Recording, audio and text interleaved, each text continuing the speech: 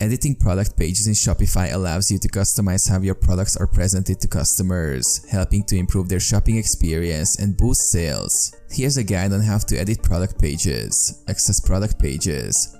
Log into your Shopify admin dashboard and navigate to Products, All Products. Select Product to edit. Click on the product you want to edit from the list of available products. Edit product details.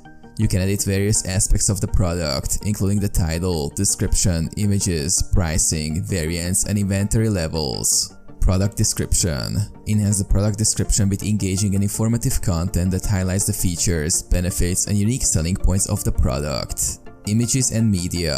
Upload high-quality images and videos that showcase the product from different angles and demonstrate its use. Variants and options. If your product has variants, ensure they are accurately represented and properly configured. SEO settings. Optimize the product page for search engines by editing meta titles, descriptions, and URLs to improve visibility and ranking. Save changes. Once you've made the necessary edits, click the Save button to update the product page.